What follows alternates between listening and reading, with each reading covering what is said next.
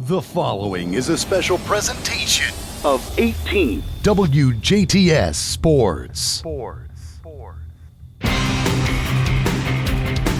Welcome to Indiana High School football on 18 WJTS TV. This game of high school football is proudly brought to you by Uvalor Chevy and Uvalor Toyota, Liuna of the Indiana Laborers District Council, Just Whimsy, Meyer Truck Equipment, DuBois County Tire, Mayan Enterprises, Carpet Warehouse, and Maringer's Plumbing, Heating, and Air. It's time for kickoff. Let's head out to the field. Well, hello again, everybody, and welcome to Jasper High School football coverage here on 18 WJTS. I'm Carey Schneider, along with my brother Craig Schneider, joining us back with us this evening, along, of course, Jeremy Marcos, high atop the press box here at Jerry Brewer Alumni Stadium and Joe Rollletter Field. Tonight, the Wildcats are back home for a rare home appearance here at the new confines of Jerry Brewer Alumni Stadium, as they will host the modern-day Wildcats. The Wildcats of modern day coming into tonight's contest at 3-1. Jasper is 2-2. Jasper with a victory last week against Evansville Boss Head in Low Field, 41-0. Modern day, however, is on the heel of a 41-13 defeat to Memorial, Craig. And coming into tonight's ball game, let's look ahead to today's game, the Cats versus the Cats. Yeah, you look at this modern-day football team. I mean, they started out 3-0, and really just combination as far as their offense of passing and running the football. Their quarterback, Mallory, I mean, his first 3 games, he completed over 71% of his passes on the season. He's got 776 yards and 4 touchdowns. But kind of ran into a little problem last week against Memorial. Again, Memorial's, let's face it, they're the best team in the conference, in my opinion. I mean, we saw them in week 1, and they've just pretty well been carving up the competition. But they knocked off Mater Dei last week 41-13 and held their passing attack down to just 10 of 21 passing for 119 yards. However, Caden Thacker, their leading rusher, who's actually rushed for 338 yards and 7 touchdowns on the season. He did have 112 yards and a score, but again, the Memorial defense stymied him pretty well. And the way I look at it as far as what the Jasper Wildcats need to do tonight is a lot of the same thing. I mean, you're going to have to control the line of scrimmage. You're going to have to basically have great coverage and put pressure on the quarterback tonight for the Cats to have a chance to win this ball game. Those are pretty much the main ingredients to a victory, of course, tonight. Big victory, very substantial for the Cats. Hate to say it, but it's a victory they pretty much need tonight. Yeah, there's no doubt about it. And, as far as the Wildcats, you kind of look at the season and it's like, okay, well, Memorial pretty well did what Memorial does to everybody, so you can kind of take that one out. But I really look at the Wrights game. Again, we lost that game 28-14, but it's a game that, we had a couple turnovers that really, I think, shaped the outcome of that football game. So if the Wildcats kind of keep those drives going and get some points on the board, that's a different game. You beat Harrison 41-33. That maybe told you some things about what you need to improve, I think, from a defensive standpoint, giving up 33 points in that ball game. And then Bosse last week, again, let's just face it, Bosse's struggling this year. So, that's just one of those wins that's kind of a gimme. And, so the Wildcats took care of business in that one. Okay. And another thing is modern day coming into this contest, Craig. They're averaging 30 points a game with 45 points against Central, who's lowly this year, of course, and Castle with 28 points, 34 against Lincoln, and 13 last week against Memorial. So it's going to be obviously a stiff contest tonight for the Jasper defense. Yeah, and there's no doubt about it. When I look at Mater Dei's ball games, again, Central's down a little bit. Vincent's not bad, but, and then, of course, the Memorial game. But really, it's that Castle game. They won that game 28-24, and they threw the ball up and down the field there. Mallory was 17-28 for 295 yards and a touchdown in that one. But when it comes to what they do offensively, they really spread it out to he's connected with 7 different receivers so far this year, and Schickelman, their number 13, he's got 20 receptions for 286 yards and a score. So again, they've got a lot of weapons. So the Jasper Wildcat defense is really going to have to be on their game tonight. Prior to tonight's game, we had the special introduction. As this weekend is the annual Jasper High School Athletic Hall of Fame induction ceremonies, and several former athletes were introduced on the field, including swimmer Kayla Sergisketter Walters. She was a state runner-up in the 100 freestyle in 2005 and the 200 freestyle in 2007. Next up, it was one of our favorites growing up as a kid, Craig, was Mike Berger. No, he's still one of my favorites. Absolutely. A member of the undefeated 1981 team that just came a 2-point conversion shy of probably winning the state that year. Right. Mike was an All-State, an honorable mention All-American, and a 1982 Indiana Baseball All-Star. Mm-hmm. He still holds the JHS football record for most rushing yards and is third in the JHS career home run list. Basketball player Don Bates was a 55 JHS grad and Indiana Basketball All-Star. Finished fourth in voting for Mr. Basketball. Diane Sang Haynes, who was a 1986 graduate of JHS, was MVP of the 96 Hoosier Basketball Coaches Association All-Star Classic and Volleyball All-State in 94 and 95.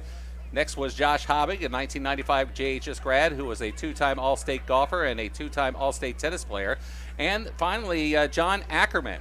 John Ackerman, who was a state runner-up in the 120-yard high hurdles in 1955, which was the highest ever finish at the state finals for a JHS boy. So congratulations to those newest inductees to the JHS Hall of Fame, which will be held tomorrow night. I believe at the Calumet is where they hold it. So right now, as you see on the field, the captains for tonight's game for Jasper, Caden Ernie, Matt Butel, and number 62, Tyson Rue, are meeting with the officials for the official toss, I guess you could say. In modern day, it looks like they have deferred, and Wildcats will receive to start tonight's game. Hey, you're going over these the Wildcat legends there that are going to the Hall of Fame. So, again, every one of them is well-deserving, but, I guess we'll have to wait till next year before Mark Unger gets on that list. Absolutely. Mark Unger, Byron Jarbo, I know it's just not do justice to those guys. So and let's not forget the commissioner himself, Tom Wills. So we'll have to lobby for those guys. Absolutely. In years to come. The legends over there in the corner. That's right. The radical surgeon. No doubt. Absolutely. So, again, Jasper, as we said, will receive.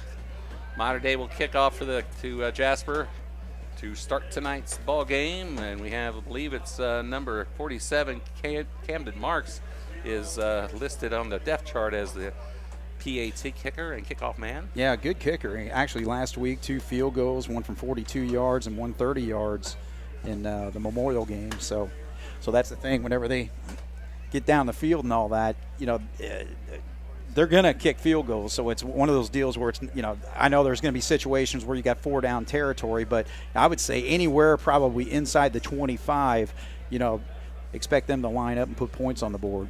And we have Jack, let's see, I believe that is Ernie, Caden Ernie back deep to receive, and the guy on the far side, I'm having a hard time picking up his number right now, but we'll see if they do kick to him. But either way, all right, Jeremy's got us a shot there. There's Ernie. And on the other side there, looks like number 31. Does that say 31? Okay, that's Caden Ramos. So we're about set to kick for week number 5, if you could believe that already, as the kick is away, and it will land into the end zone for a touchback. So the Wildcats, led by their quarterback Max Butel, will head on to the gridiron for their first offensive drive of the night. Yeah, Butel, dual purpose when you look as far as, quarterback being able to run the football. He actually leads this team in rushing with 237 yards and 4 touchdowns. But I think for the Cats tonight, if you don't have control of the football as far as the ground game, they're going to have to come up with some, good pass plays and get a little creative there, because just on the season so far, he's just 7 of 23 for 107 yards. So 1st and 10 for the Cats as they start their first drive of the night at the 20. Tell under center. Looks like, and the handoff will go to number 10. I was just going to say, it looks like Elliott Smith back in the lineup, Craig, after being out for a couple of games due to injury. So it's nice to see Elliott back in the backfield. Yeah, in the 3 games he's played, 232 yards and 2 scores. So it's very important to be able to get him on hand tonight and just have a really good, solid football game. So Smith only be able to pick up maybe a yard if that. They were going to call it 2nd down and 9 at the 21. Homecoming here at Alumni Stadium. And actually, it looks like it was that Patel kept the ball, and so Patel on to Carey, and he's going to pick up maybe 2 or 3. Let's see where they put it. There'll be a pickup of 3 as they put it down at the 24. Yeah, obviously kept the football on that one. So, but Mater Dei, again, good solid front line that they've got there. And number 41. It's a kind of a plug in the middle. That's Dylan Klossheide, number 215 pounds. So, yeah, they're just going to, then actually a nice little opening in the middle right there, but now they run the option. Pitch goes this side to Levin, and Jack will get it across the 25 to about the 26, maybe the 27. They'll put it down, looks like at the 26. So that was not going to be enough for a first down, and Jasper will be forced to punt, going 3 and out on their first drive of the night. Yeah, right there you saw Nolan Simmons coming from his linebacker spot and just pretty well took away that pitch. So Jasper really didn't have many options on that play, and so 3 and out. Holzman looks like is now back to the punting chores after sitting out last week. Nolan Schickel, the lone man back for Mater Dei. Very high, poor kick.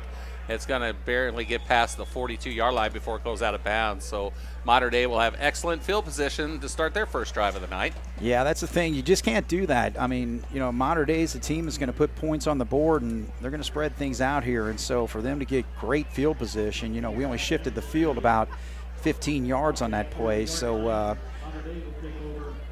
Mater Dei's loving this right now. And Tate Mallory will lead the charges. The Mater Dei Wildcat offense, as they'll have an excellent field position. They'll start at Jasper's 40.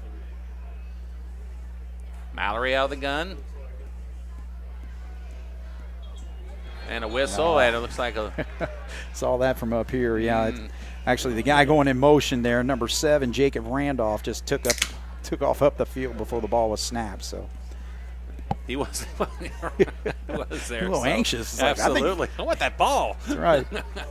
So that's going to result in a 5-yard penalty against Mater Dei, and they'll bring up first down and 15 now from the 45. Yeah, Randolph, a sophomore, actually 9 receptions on the season for 133 yards, so he's another primary target for Mallory. From the 45 now, Mallory rolls out to the right, fires a pass. It is complete to number 13. It looks like Nolan Schickel on the reception. Yeah, that's an outstanding job as far as the Wildcats taking that away, because coming up was Caden Ernie. He read that the entire way. So, you know, you want to throw out in the flat and pick up 2 yards, we'll give you that all day. 7 yards will be the gain on that play. It'll bring up second down and 8 now from the 38. Yeah, you're right, 7 yards, because I forgot about the 5 yards back. Mm-hmm.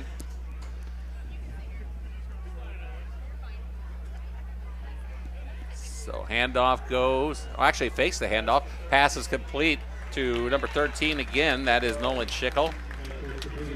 Well, they threw out in the flat that time, but he actually, it looks like they were maybe trying to set up a screen or something instead of just, you know, more of a 5 and out that he threw the last time. So again, Caden Ernie seeing it. So he's keyed on number 13 right now.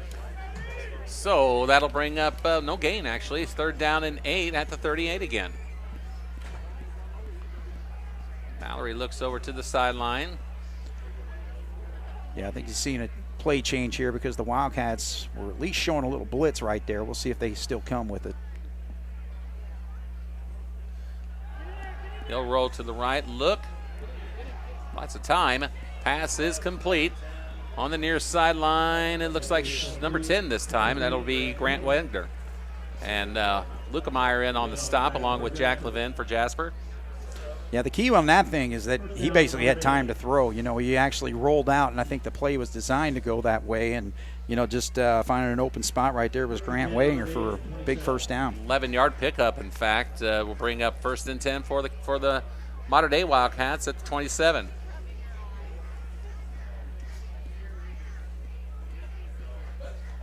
Another man in motion is Schickel. This time a handoff does go to number 21, Caden Thacker.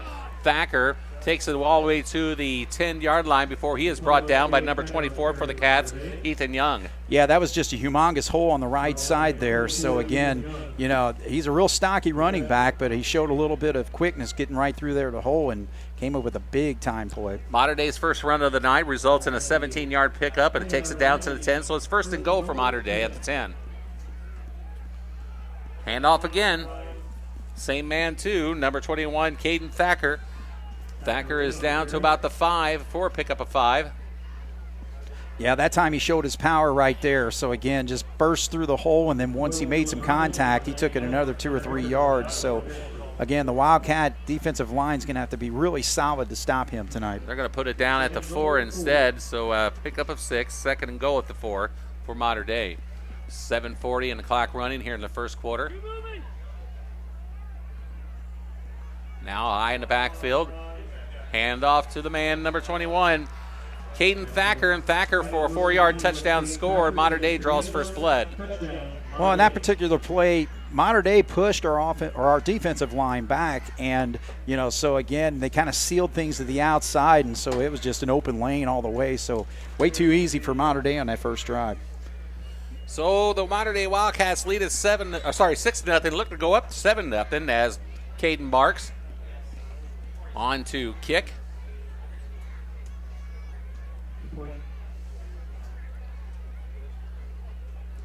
Ball is down and kick is up, and it looks good, and it is good. Mater Dei 7, Jasper nothing with 7.5 minutes to go in the first quarter. We'll be back after this here on 18 WJTS. Maringer's Plumbing, Heating, and Air Conditioning is committed to adding value to its customers and community by providing quality service for all mechanical applications. Maringer's has been around for many years, and while adapting to the changing times, one thing has not changed: the quality of customer service and care you receive. When you need repair work done, you want it done right. You want Maringer's. Maringer's is happy to help with residential and commercial plumbing, HVAC, metal fabrication, and fire protection needs. 812-482-4425. Jubilar Chevy in Jasper, Indiana is your headquarters for new half-ton Silverados. And we've got them in stock. Choose from LTs, RSTs, Trail Bosses, and even High Countries. All in stock now. If we don't have the truck you're looking for, we can get it for you. The Chevy Silverado has a heritage and a history like no other truck, and now is a great time to buy one. Find your Silverado at Jubilar Chevy in Jasper. Online at jubilargm.com. Chevrolet, together, let's drive. Back at Jerry Burr Alumni Stadium and Joe Rollator Field, Mater Dei has taken a 7-0 lead with 7.5 minutes to go, and the Mater Dei Cats will kick off to the Jasper Wildcats. We were just talking about punting. So so punt was in my head. And there is another high booming kick, and that is going to land into the end zone for yet another touchback. So you are right, Craig. I mean, Marks, he can put some foot on it. Yeah, no doubt. He's got a toe.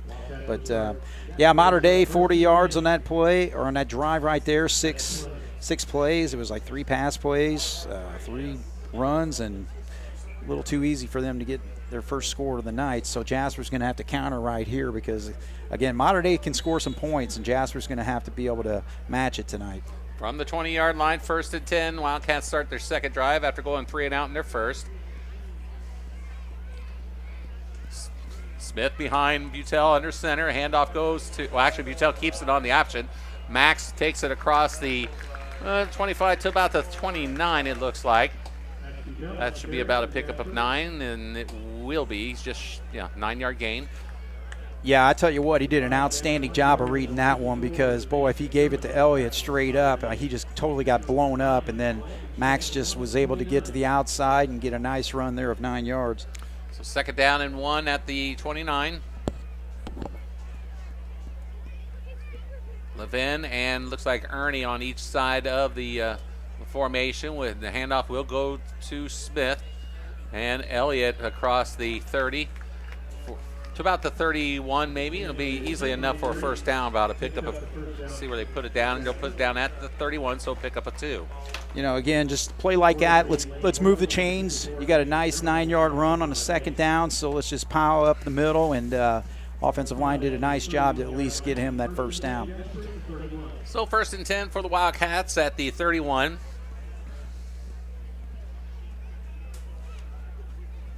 Mater Dei leads at 7-0 on a 4-yard run by Caden Thacker.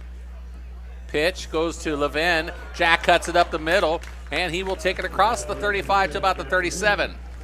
Yeah, I tell you what, number 23, Ethan Soliff, he basically saved the touchdown right there because Levin just had a full head of steam, and he gets through and gets past him. I think he's still running right now. We're looking at a 7-yard pickup now, or make it a 6-yard pickup. 2nd down and 4 at the 37. Yeah, this is a good drive so far. If Jasper can keep control of the football. Smith on the carry, and he's going to pretty much just get it back to the line of scrimmage before he is met by Caden Farmer. Yeah, just right there. Again, the offensive line just didn't quite hit their assignments right there. And actually also Dylan Claushide, number 41, he was right there in the tackle as well. And so, yeah, he's actually playing in that defensive end spot. But he read that right away and cut inside to make that tackle. 3rd down and 4 at the 37.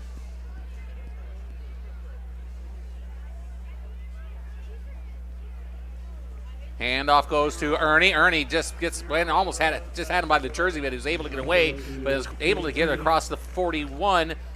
40 to the 41.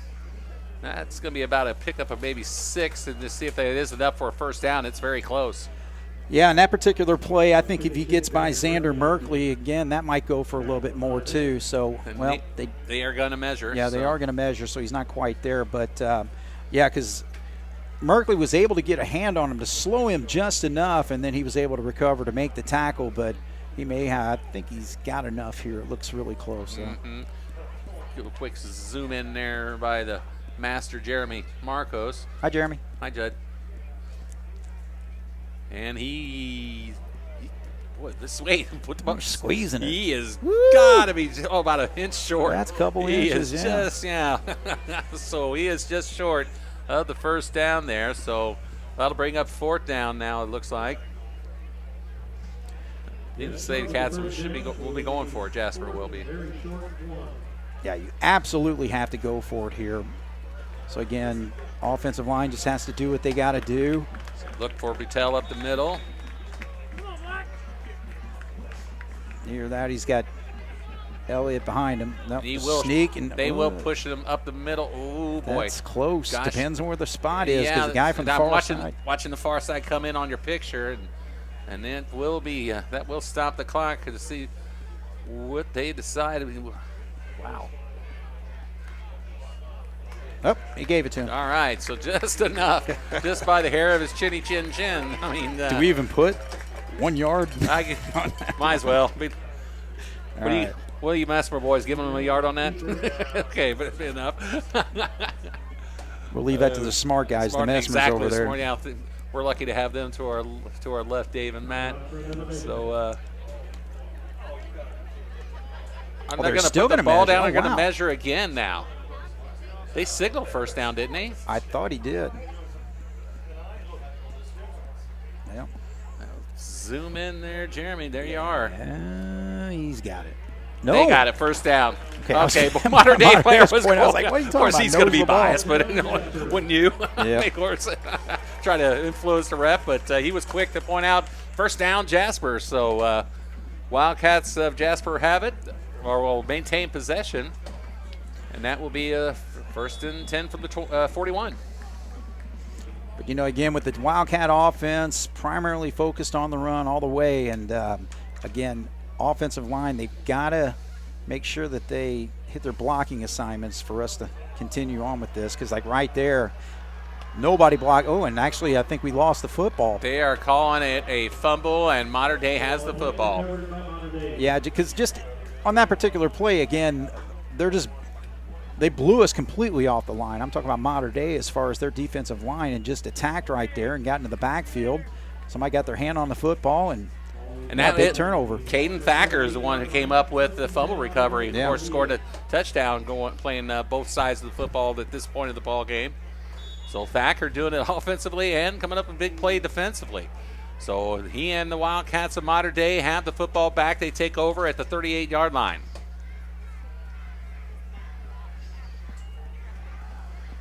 Pass is intercepted by the Wildcats. And that is Lukemeyer. Number 21 for the Wildcats, Nate Lukemeyer, with yet another interception on the year. And he and the Wildcats of Jasper have the football back near midfield. Yeah, great job by Lukemeyer to come up with that play. But I'll tell you what, it's more or less a mistake by the quarterback because Mallory basically, he was throwing that slant pass to Schickel the whole way and just had his eyes on that play the entire time. Lukemeyer saw it, stepped in front and picked it off, so the Cats with a big opportunity here. So Jasper with the football, 1st and 10 at the modern-day 49. Jasper will start this drive in modern-day territory. So big break for the Wildcats of Jasper.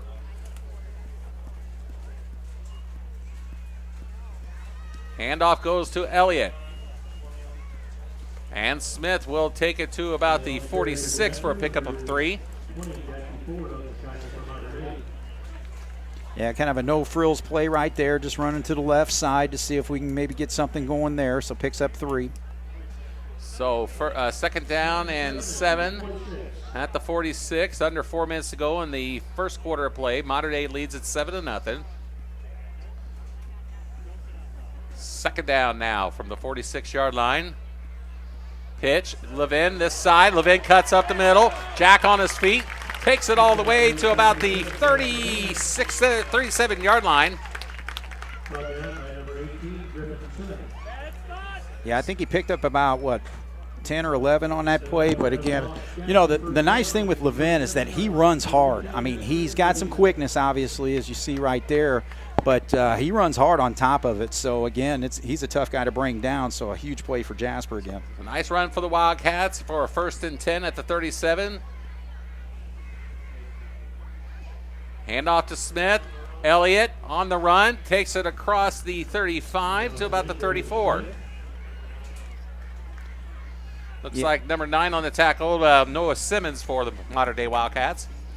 Yeah, just on that particular play, he's just following his lead man, number 60, Andrew Obermeyer. Picks up 3, but again, if we can just kind of stick with our blocks and a couple other guys take care of the linebackers coming up on that, I think that goes for a little bit more. So 2nd down and 7 at the 34.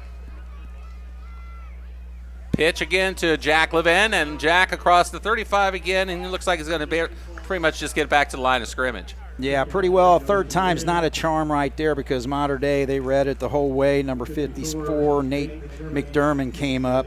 So, again, the thing is with that particular play, if Modern Day's getting into the backfield, there's no way that play's going anywhere, and you saw it right there.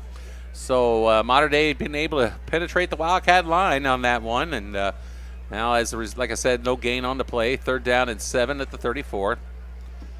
So still the Cats 4 down territory even at this point. Yeah, 4 down territory, but they're going to have to get a good chunk on this play, but they're going to throw the football. Butel fires a pass wide open and incomplete. He had Levin, but it went through his fingertips, and that'll bring up 4th down and 7.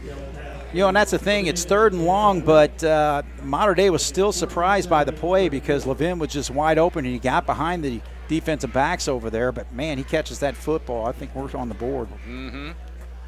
So under 2 minutes to go in the first quarter. Jasper looking to capitalize on the interception by Nate Lukemeyer. But right now, they're facing a 4th down and 7 at the 34. Yeah, a little bit tougher situation here. 4th and long. A little play action. And Butel looks, he fires, and a pass is incomplete. That was intended for Eckert, number 99. Hunter Eckert on the reception on the end, but he was defended well by Caden Farmer. Yeah, he was just all over that. Really nowhere to go with the football. I wasn't really looking because I was looking downfield, and if there was maybe some green in front of him that maybe running it might have been a better option. But, So giving up on downs. With the incomplete pass, Jasper has to turn it over on downs to Modern Day, who will take over now at their own 34. So farthest Modern Day has had to work tonight on their 3rd drive of the evening. Yeah, first time in their own territory.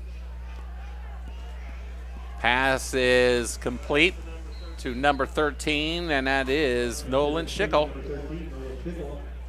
Yeah, kind of a pitch and catch play right there. So, again, just a rollout. He throws the ball on the run very well. I mean, he was just right on the money there. So, just a play where it's a tough play for the defensive back because if he's making that move 10 yards out and he cuts it off, again, you got to be careful that he's not going to go long. So,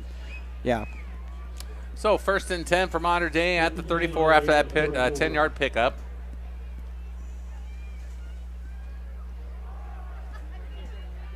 Give is to Thacker. Thacker picks up about 2. Yeah, Jasper did a nice job there. Basically plugging that hole right away. He was trying to go to the right side there, but nowhere for him to go, so just a 2-yard gain. So after 2 yards, pick up on the play, 2nd down and 8 at the 46. 3 receivers on the near side, 1 on the far. Of course, Caden Thacker along with Mallory in the backfield. Actually, the fake to the handoff. Pass is complete to a wide open number 7, Jacob Randolph. And Randolph is brought down from behind by number 26 for the Wildcats, Drake Hagan. Yeah, I'll tell you what, Tate Mallory threw it with authority right there. He had plenty of time, so he was able to get back there and just kind of set his feet and gave Randolph an opportunity to get open, and he drilled him right in the numbers. The pickup will give Mater Dei the football now at Jasper's 39, under a minute to go, 46 seconds to be exact, in the first quarter. Mallory out of the gun. Fakes a handoff. Throws a pass complete to number 20, Jackie Ford. And Ford will be brought down by number 2 for the Cats, Jude Peter. Yeah, that particular play right there, you got the back coming out of the backfield, so you got 2 options on that rollout. Either drop it to the back. If the receiver is covered downfield, that was exactly what we saw there, and so a big gain. Gain results in a 1st and 10 again for Mater Dei at the 28.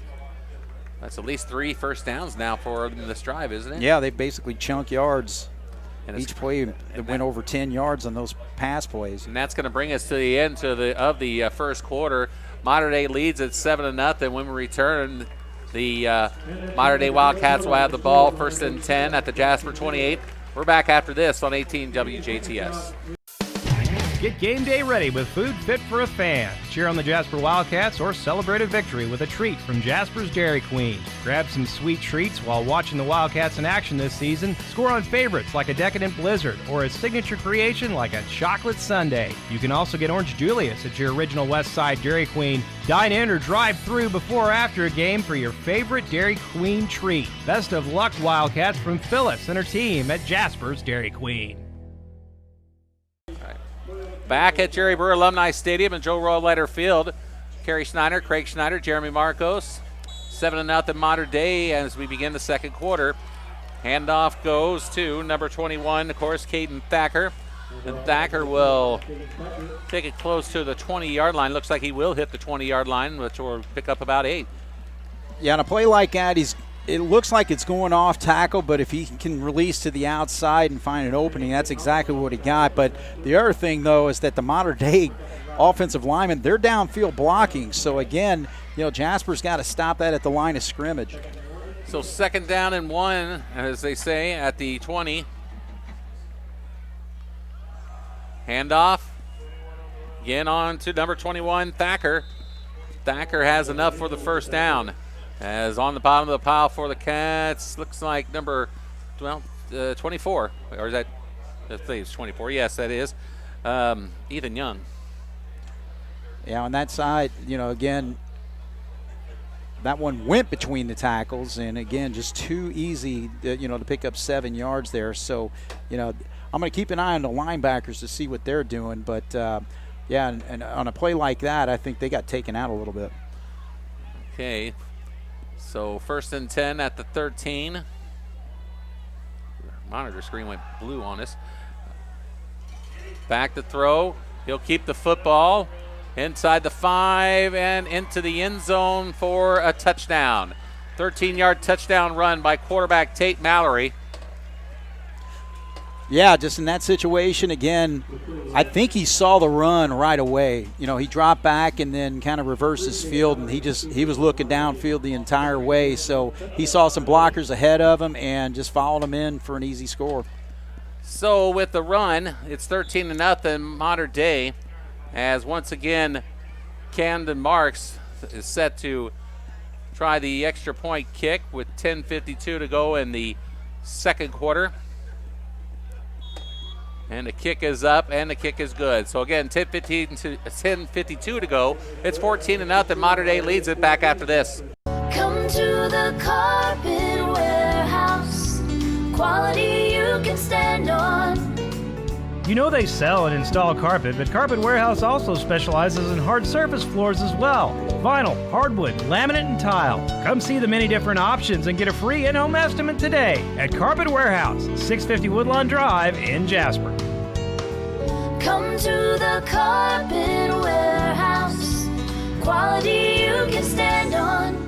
Just Whimsy on the Square in Jasper is your exclusive ladies' boutique, carrying a variety of incomparable top designers. You can select apparel from their large variety of elaborate accessories. Stop in for unique gifts like art from local artists and home decor. Think local, buy local. Just Whimsy on the Square in Jasper. Back at Jerry Brewer Alumni Stadium, Mater Dei leads at 14-0. Craig for the Wildcats of Mater Dei. Nice sustained drive right there.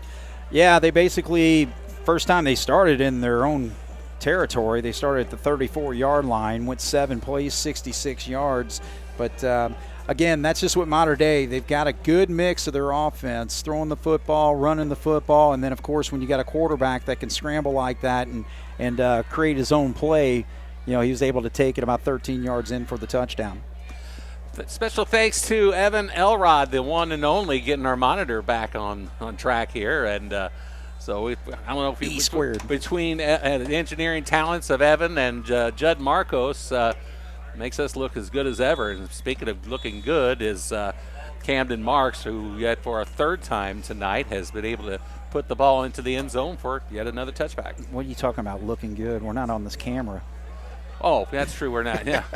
Well, I don't know. We got a face for local TV. Yeah, that's right. This when I worked full time at JTS and used to do the.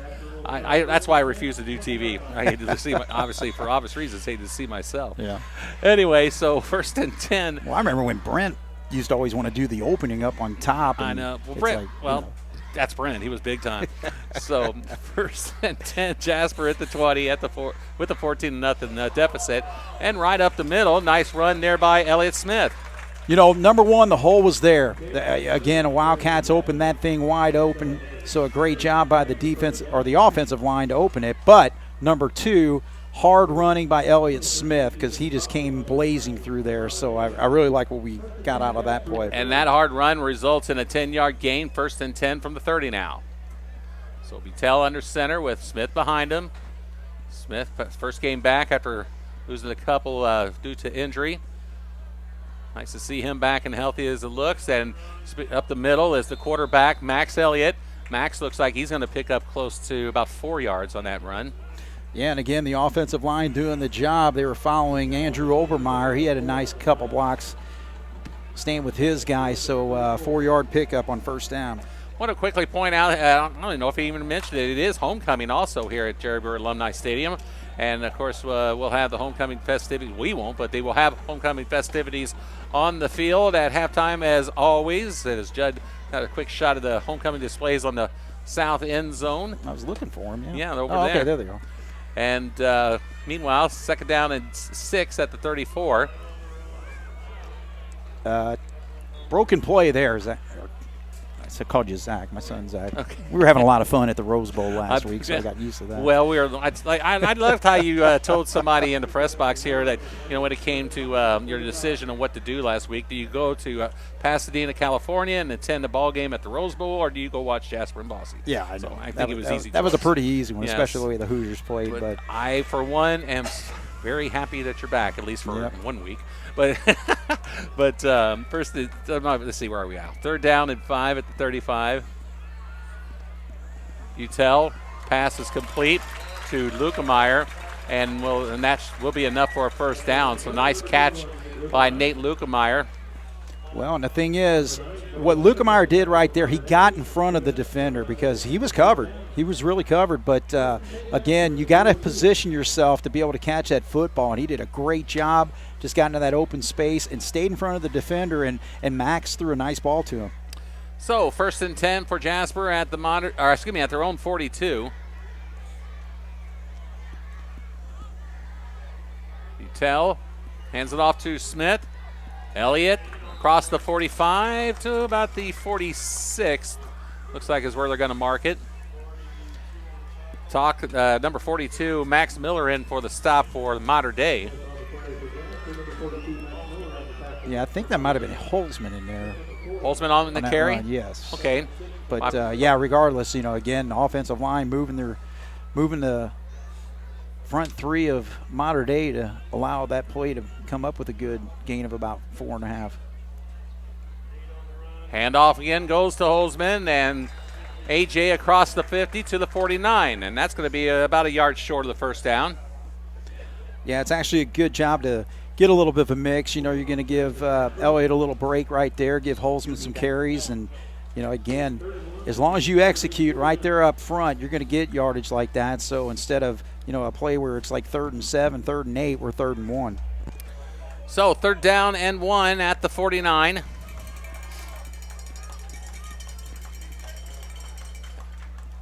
And handoff goes to Levin. Jack with it. Jack across the 30. He's going to take it all the way. Jack Levin for a touchdown score of 49 yards. Perfect execution on that play because, again, the Wildcats showing the pitch to the left side and then just that inside counter where he was just able to, basically fool because you had everybody from Mater Dei flowing with the play, and then Levin, of course, when he gets his speed out there, if he's going to go one-on-one like he did with the defender right there, he's going to win most of those matchups. So a 49-yard run by the Wildcats. Number 7, Jack Levin, puts the Cats within a 14-6 score with Marvin Mejia on to attempt the extra point. Holzman to hold. Mejia's kick is up, and a kick is good. So the Wildcats of Jasper come within a touchdown, leading, still behind 14-7 with 7:22 to go. We'll be back after this on 18 WJTS.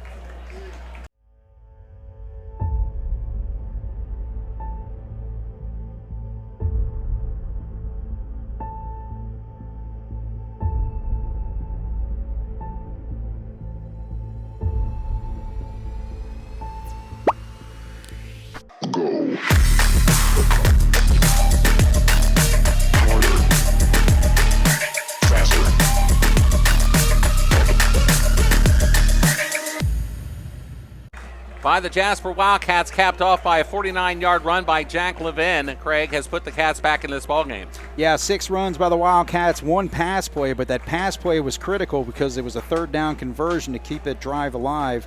And then Holzman with a couple nice runs before Levin was able to just completely outrace the defender 49 yards for that touchdown. So, again, outstanding call by the Wildcat offensive coordinators and whoever made that call up there, good job. And then, if you get Levin one-on-one, like we said, he's going to beat most guys. So it became a track race, and Jasper's on the board. Well, for the first time tonight, Colton Smith is set to kick off to Mater Dei. And back to receive for Mater Dei is going to be number 23, Ethan Stolfleff, and number 13, Nolan Schickel. Main guys back deep.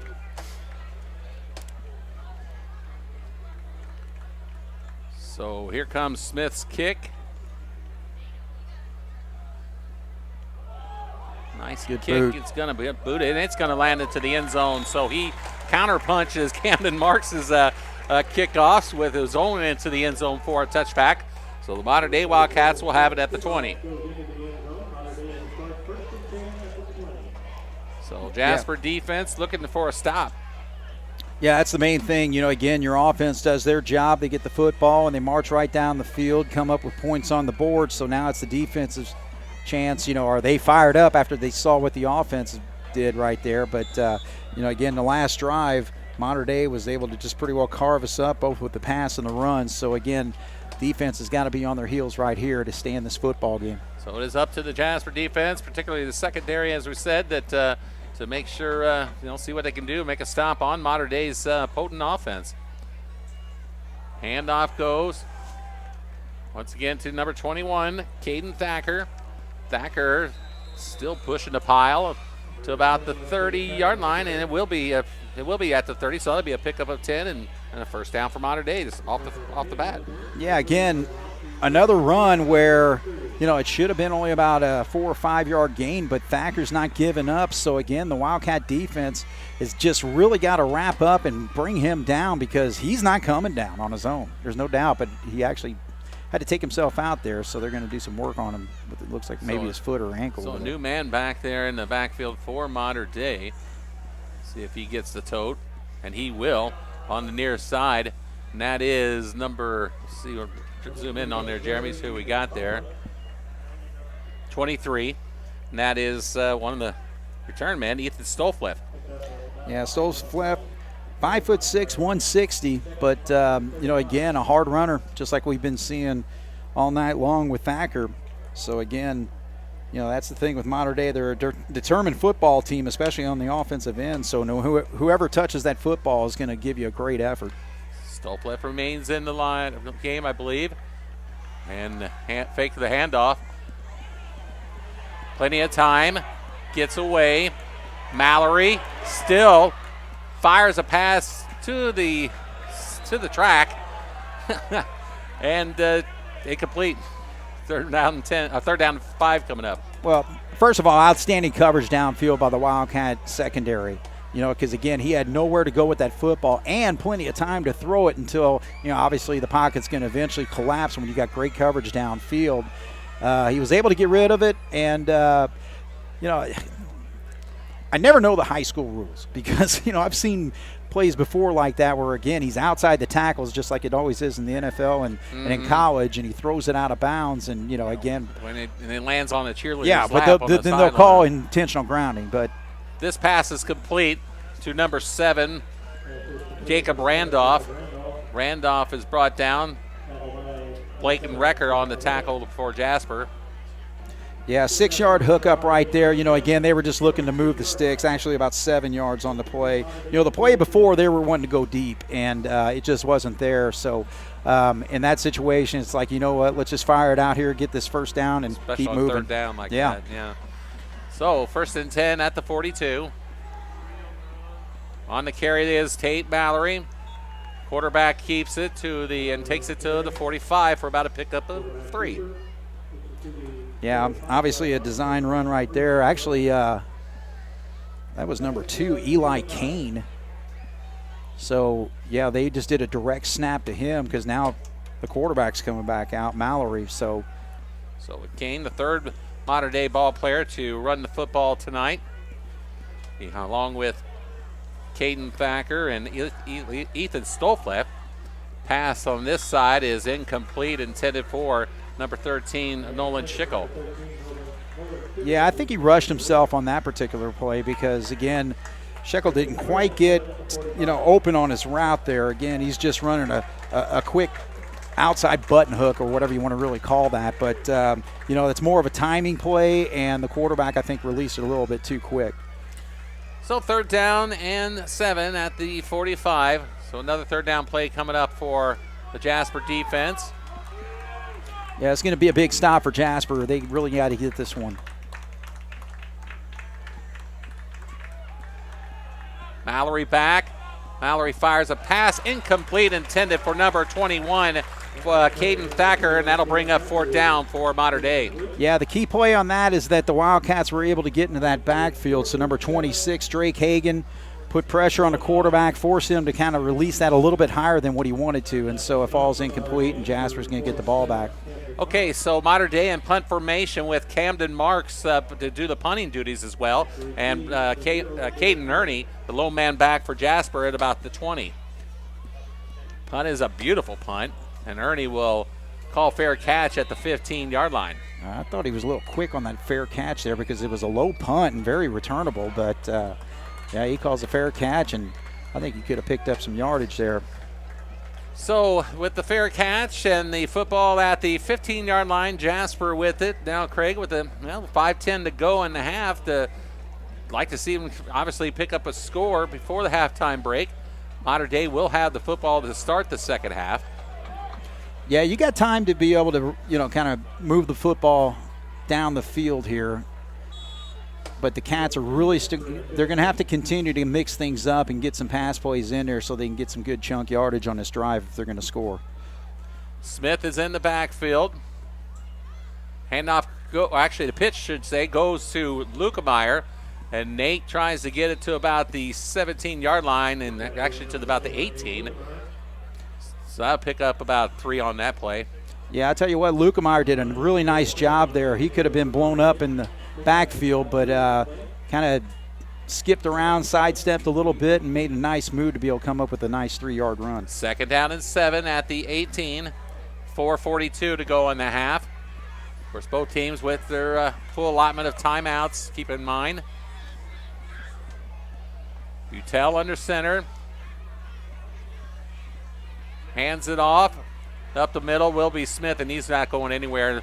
Modern Day's defense snuffs that out, led by number 9, Noah Simmons, and number 56, Xander Merkley. Yeah, you could have probably named about 3 other numbers there, too, because, again, 5 guys are right there.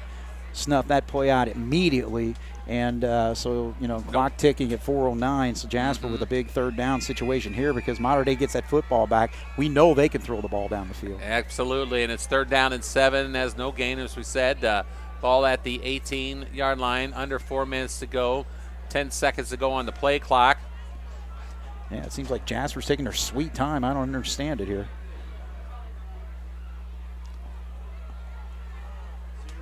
On the carry is Caden Ernie. Caden dances his way across the 20 to about 23, 24 maybe. You use the right term there. He danced a little too much. If he runs as hard as what Levin does there, I think he's going to get that yardage to get that 1st down. But, he just kind of hesitated, and I don't know. Levin runs that counter play. He's basically all out. So I want to see Caden run a little bit harder than that. 4th down and 1, and the Wildcats of Jasper will be forced to punt. As Holzman back to punt from about the 10, 1 man back to receive for Modern Day. This punt is much better than the last, and a fair catch is going to be called at about the 37-yard line.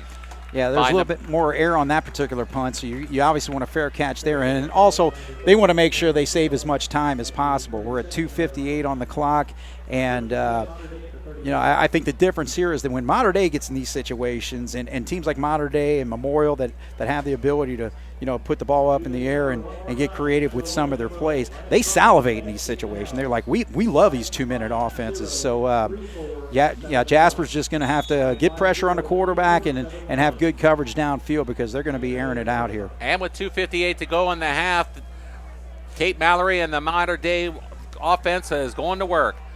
Pass is complete on the far side.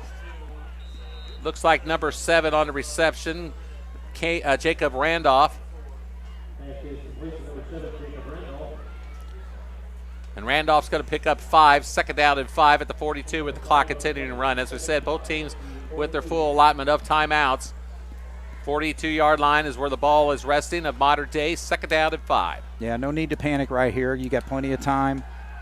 Now they're setting up a screen to left side. Screen is complete to number 21. That is, of course, Caden Thacker. And Thacker takes it into Jasper territory to about the 40-yard line. Yeah, perfectly executed right there. Again, I think also a little surprised. Jasper wasn't expecting that. So when Thacker hauls that in, again, nobody really there for about 10 yards until he finally came across any type of contact. 2:12 to go and the clock running. Thacker fires. Complete again on the far side. That one is to number 7 again on the reception, Jacob Randolph. Yeah, they say he stayed in bounds, so that clock's continuing to run right now at 2:02, but again, plenty of time for Modern Day right now. Under 2 minutes now.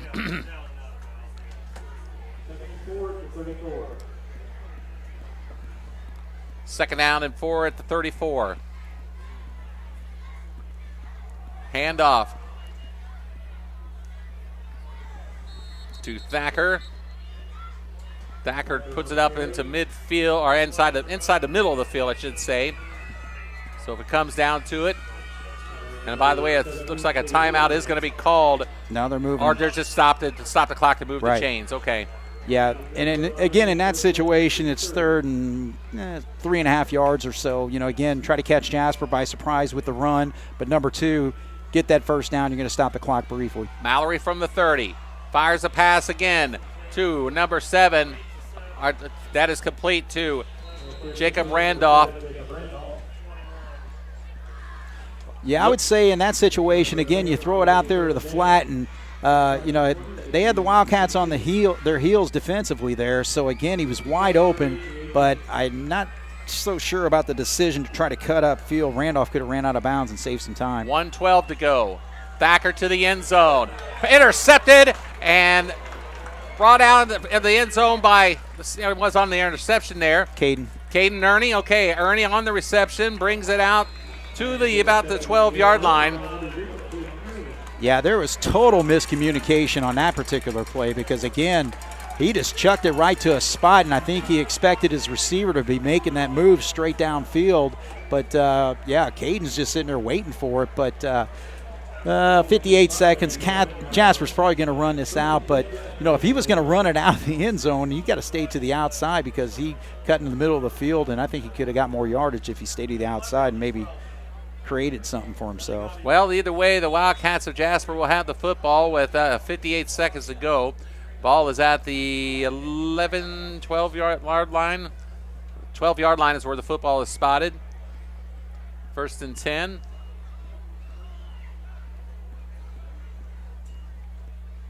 Pitch goes to Ernie.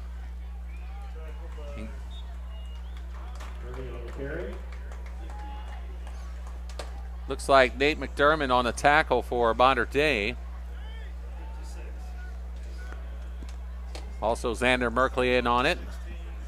Yeah, clock's still running. Nobody's stopping anything. So Jasper's just going to be content to run this clock down and take the 14-7 score at halftime.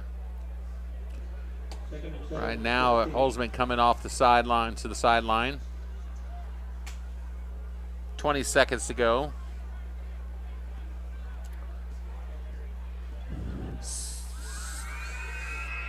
Butel, hands off to Smith. And Elliott's going to be tripped up at about the 21-yard line. And that will be the end of the first half of play. Modern Day leads at 14-7. We're at halftime on homecoming here at Jerry Brewer Alumni Stadium and Joe Rollletter Field. We will be back to talk more about this contest and a few things other than that right after this on 18 WJTS.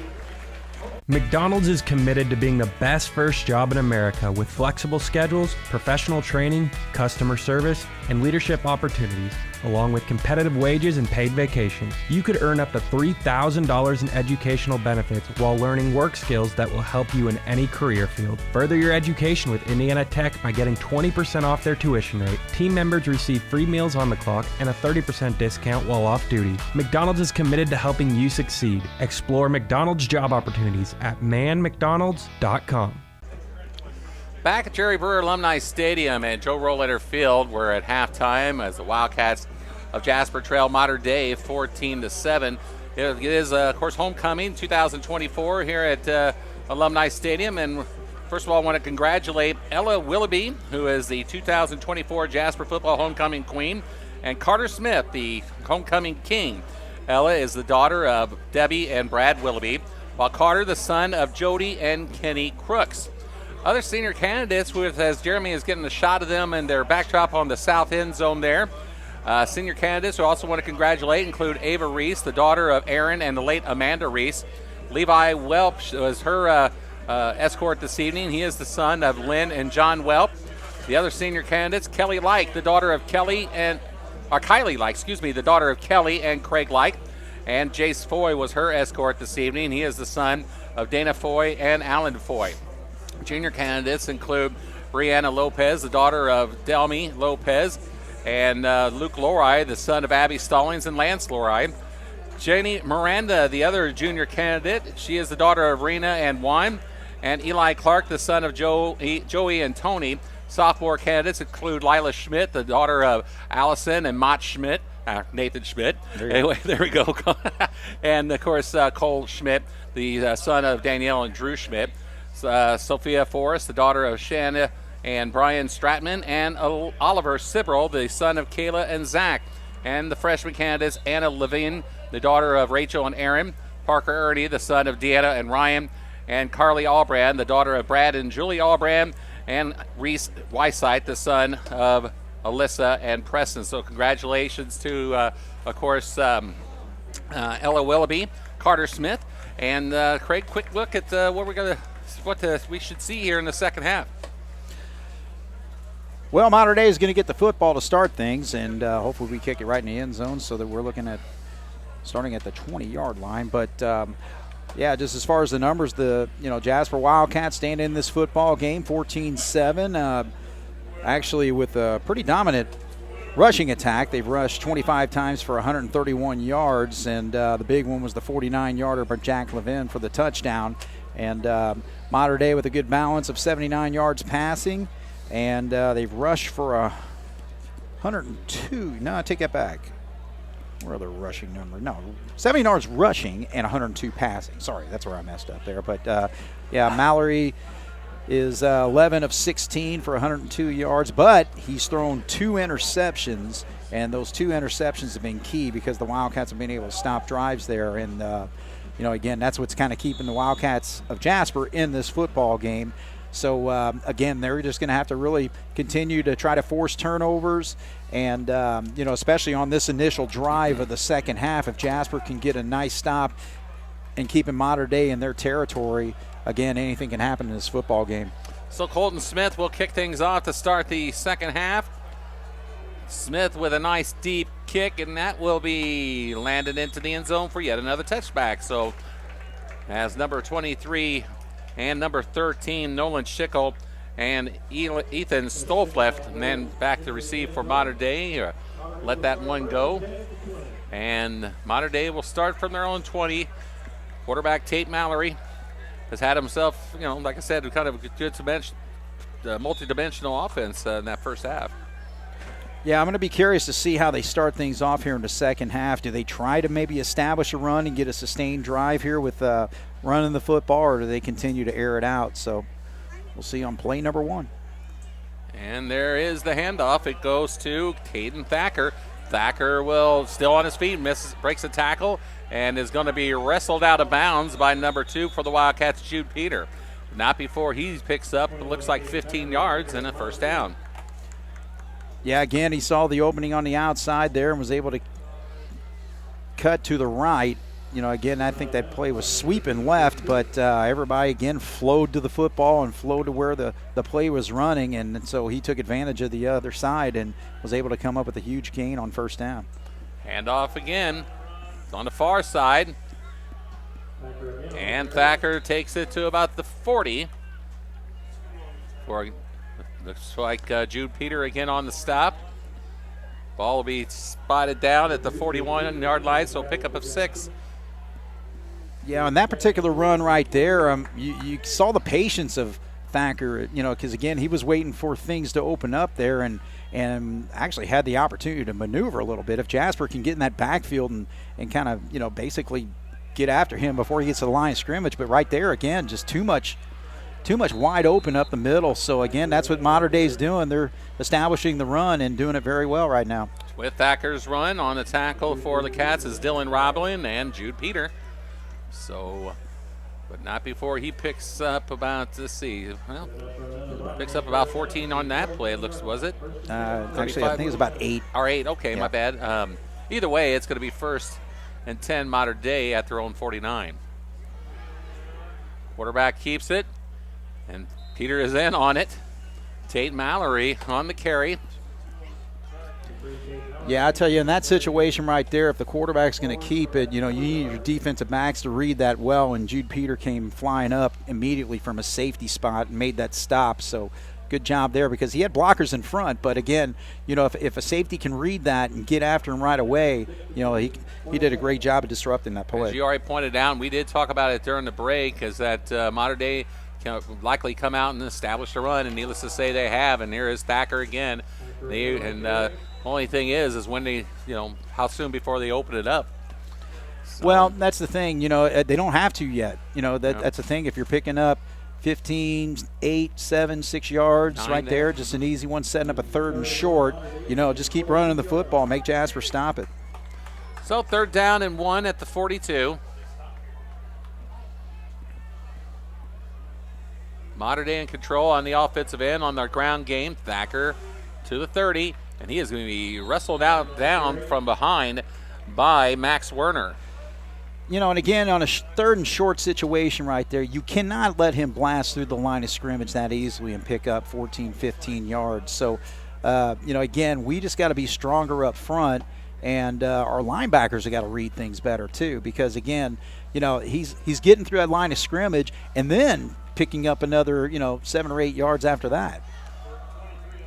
On the carry, number 23 for the Wildcats of Mater Dei, Ethan Stolfleff. So Stolfleff on the carry, and he will take it to, looks like the 24-yard line. That'll be a pickup of, I'll call him down, 2nd down and 6, so pick up a 4. Clock moving along, already under 9, or approaching the 9-minute mark here in the 3rd, here on 18 WJTS.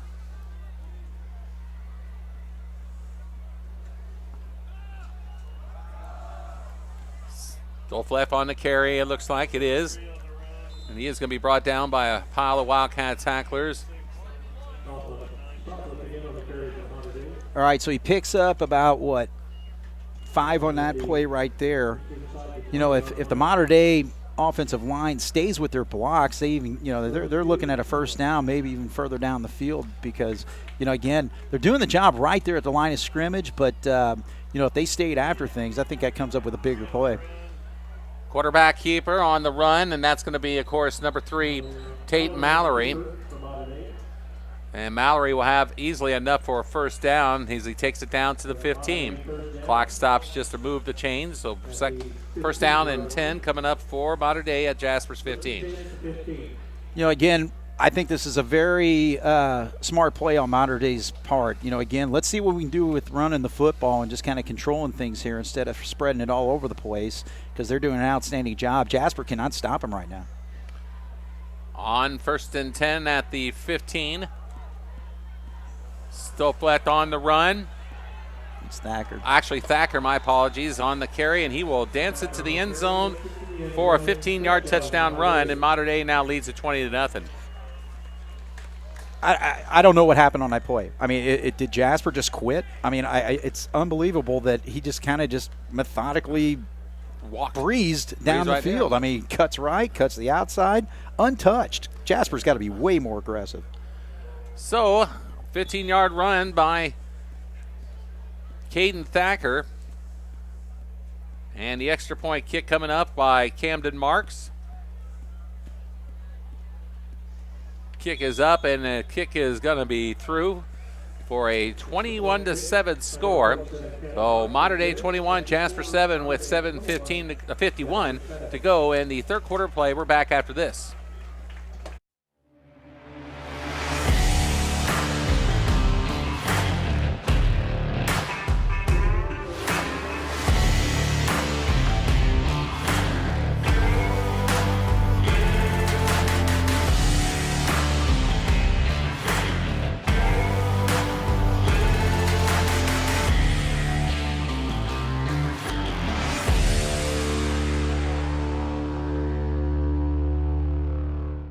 Countdown 3, 2, 1.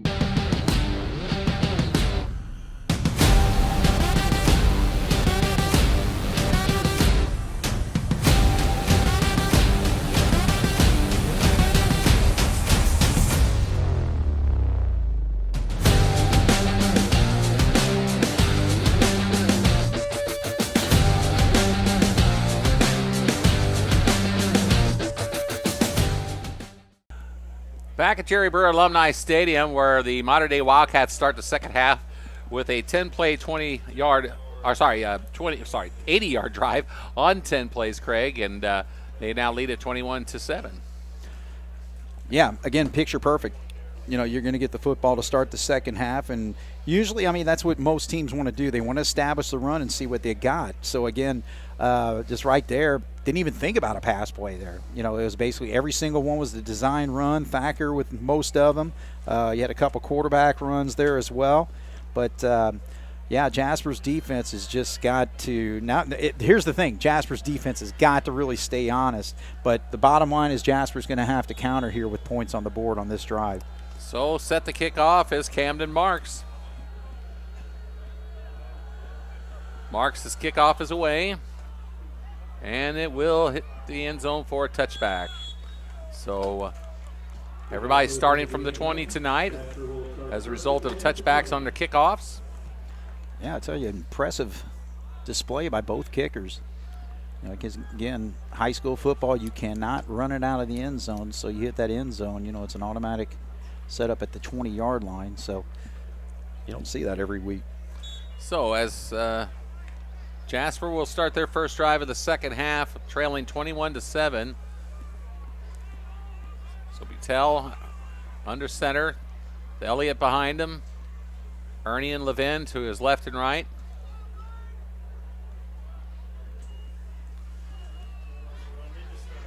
And it is Smith on the run, and Smith is immediately met at the line of scrimmage by number 54, Nate McDermott, and Dylan Klossheide with the tackle as well. And that's going to result in a loss of 1. You know, I know it's the first play of this drive here, but completely opposite of what Jasper did defensively because, again, they got in the backfield. He's knocked back a yard. And so, again, having that ability to basically penetrate and get into the backfield to make that contact, it just blows plays up. Second down and 11 from the 19 after a loss of 1. Miscommunication there. And hit and brought down for a loss will be quarterback Max Butel, led by number 20, it looks like, for Modern Day. Number 20, and that is Jackie Ford. Yeah, again, you can't run the triple option if one of the options does not do their job. Elliott went to the wrong side. He went to the right. Butel's going left, so he can't even, you know, make that decision of faking the handoff, and he just gets blown up right there behind the line of scrimmage for another loss. So now Jasper facing third and long from the 18.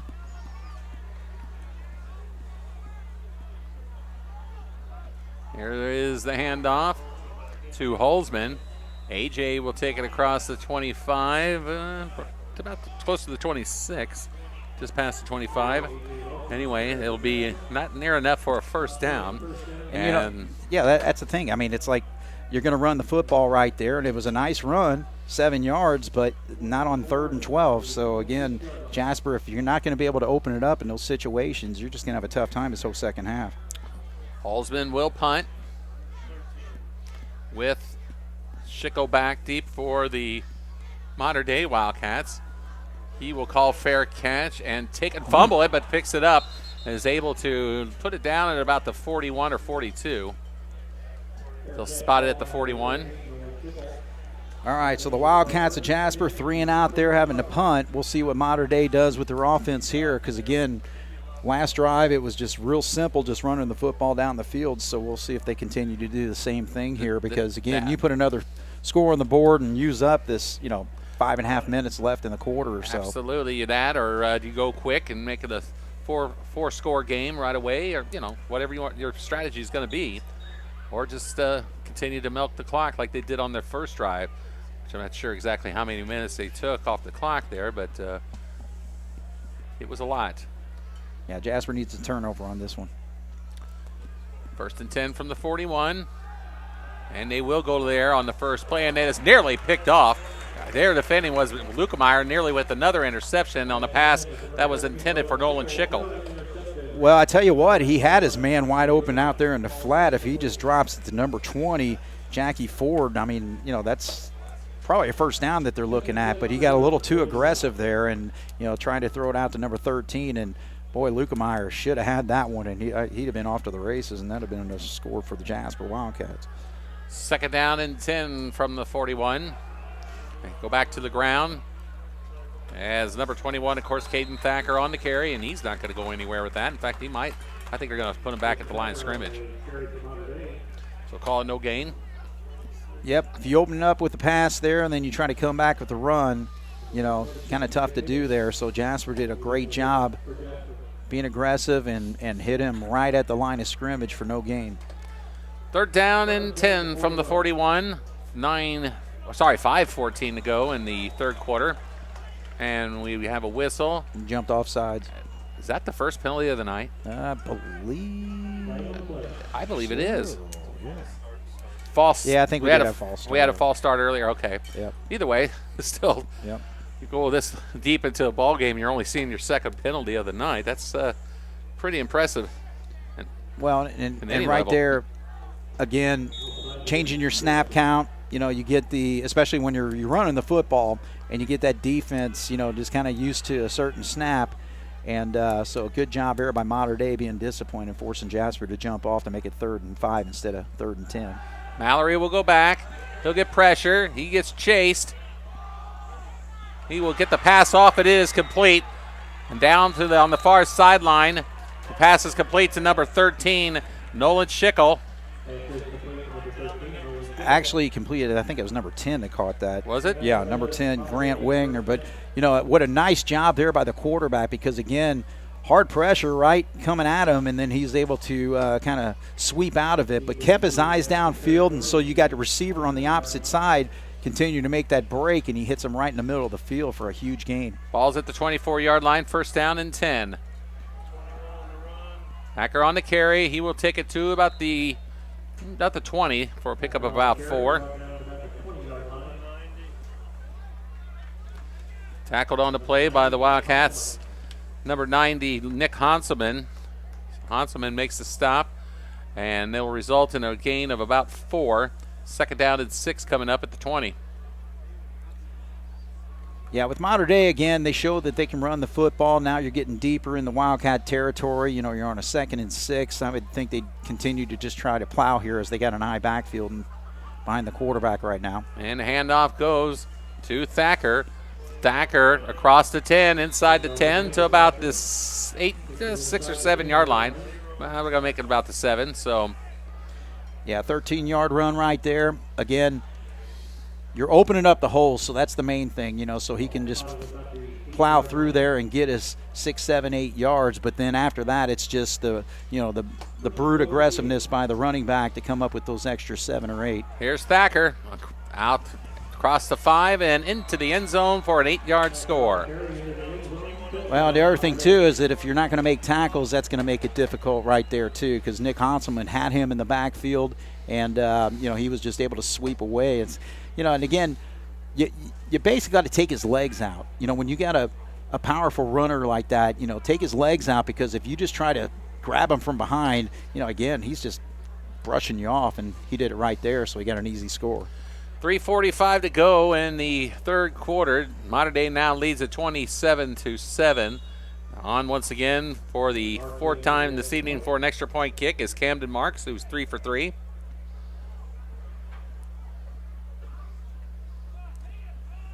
Kick is away, and it is good.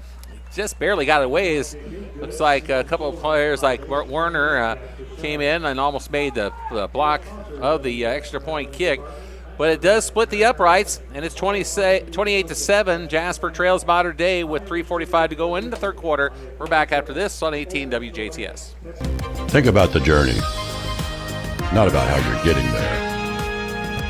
The all-new Michelin LTX MS2, engineered for 2 extra years of tread life. Available at DuBois County Tire and Supply in Jasper.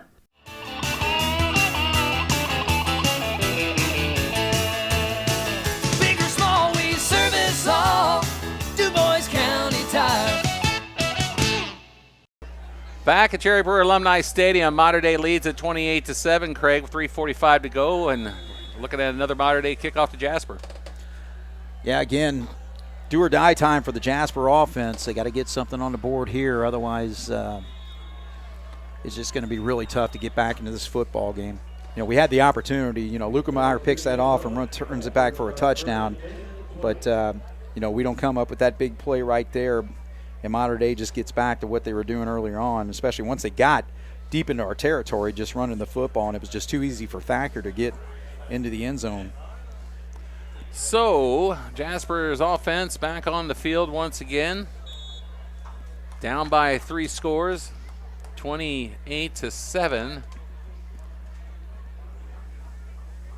And Utel under center. Man behind him as usual. Tell back on first down. Has a man wide open, is complete. Caden Ernie into modern day territory. Ernie down to about the 41-yard line. That's exactly what Jasper needed right there. Because again, modern day, they were expecting a run. Totally threw him off guard. Nobody out there covering Caden Ernie, so just way too easy.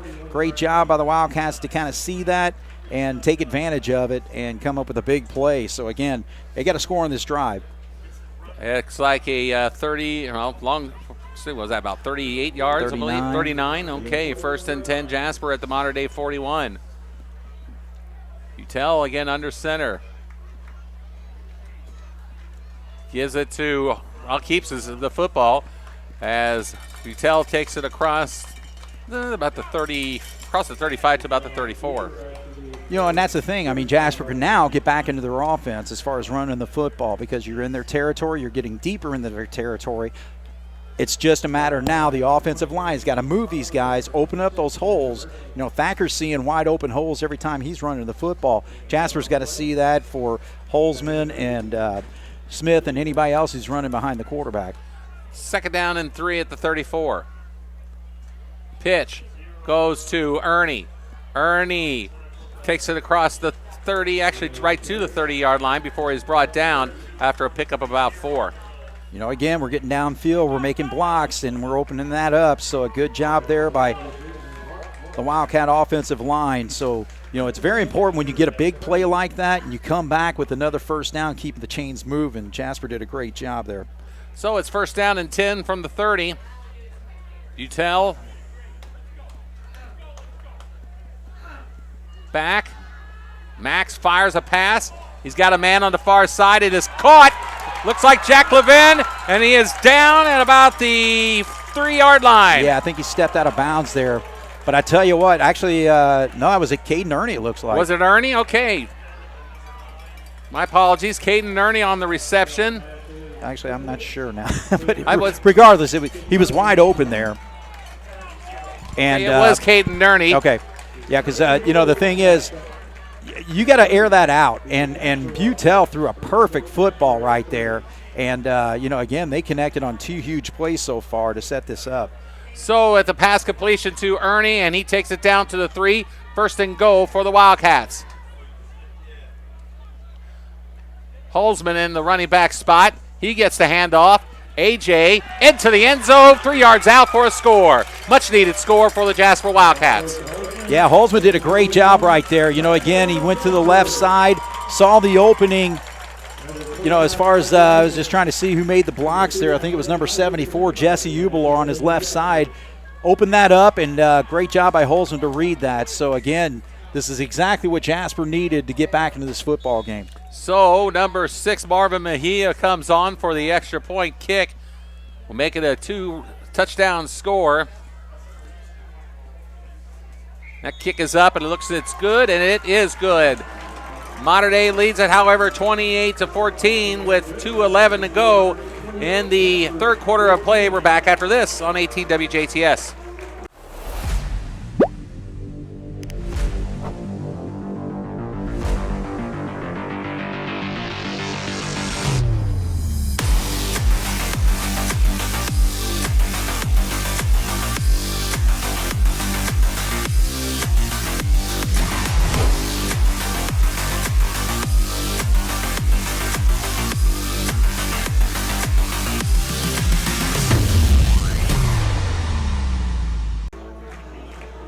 Craig, the Wildcats have made it a 28-14 deficit now as the Cats score on a 5-play drive, highlighted by a couple big plays by Caden Ernie.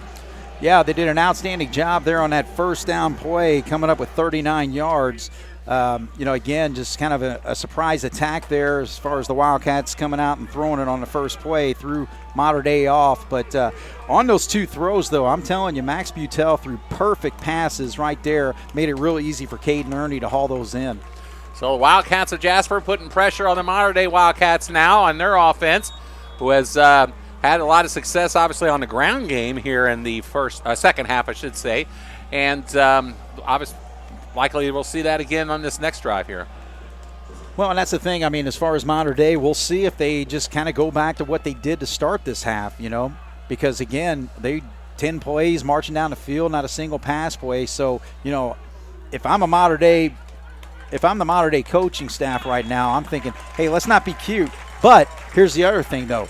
Jasper's defense has got to be fired up. Again, your offense did their job to get you back into this football game and still making an opportunity to again, you're a 2-score game, so the defense has got to get a stop here. We hope it's a wake-up call for the Jasper defense, much-needed wake-up call at that.